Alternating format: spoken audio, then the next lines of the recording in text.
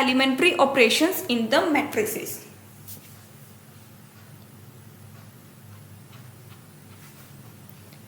अब मैट्रिसेस के केस में उसके एलिमेंट्री ऑपरेशंस क्या क्या होते हैं तो वो हम जानते हैं कि रो ऑपरेशंस क्या होते हैं।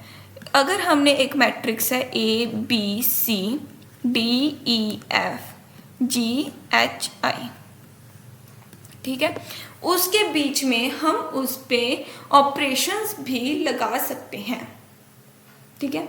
तो अगर हमने ऑपरेशंस लगाने हैं उसको कैसे लिखेंगे, जैसे हमने मान लो कि एक ऑपरेशन लगाना है कि इस पूरी रो को इस पूरी रो से माइनस कर दिया जाए, तो हम क्या लिखेंगे कि R2 पे ऑपरेशन लगाया, R2 माइनस R1, तो हमारे पास जो रिजल्टिंग मैट्रिक्स होगी वो क्या बनेगी, D minus A, E minus B, F minus C, G minus G H I, क्योंकि हमने थर्ड रो पे कोई ऑपरेशन नहीं लगाया।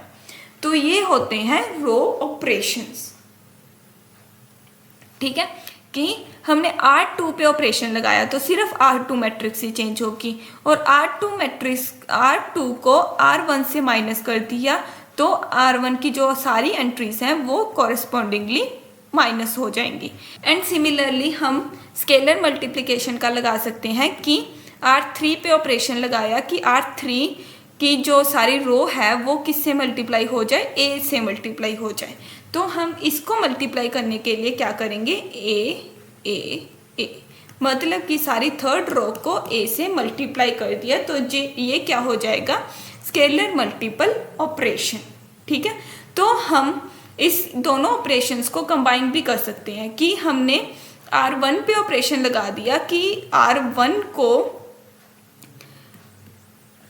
ट्वाइस ऑफ R2 से ऐड कर दो, तो हम क्या करेंगे, ट्वाइस ऑफ R2 से ऐड कर देंगे, तो इसका रिजल्ट क्या बनेगा, A plus 2T, B plus 2E, C plus 2F,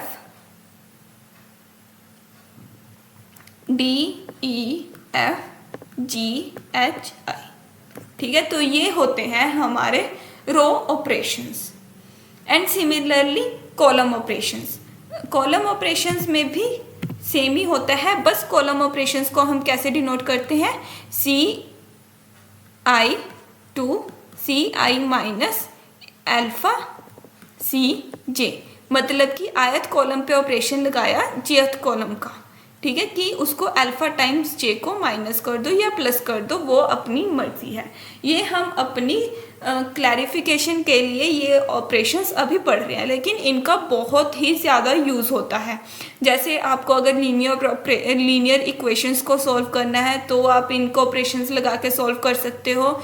अगर आपको डिटर्मिनेंट्स की वैल्यू फाइंड करनी है तो आप यूज़ कर सकते हो, तो इसका आगे चल के बहुत ही यूज़ आएगा। तो ये ऑपरेशंस आपको ध्यान से समझ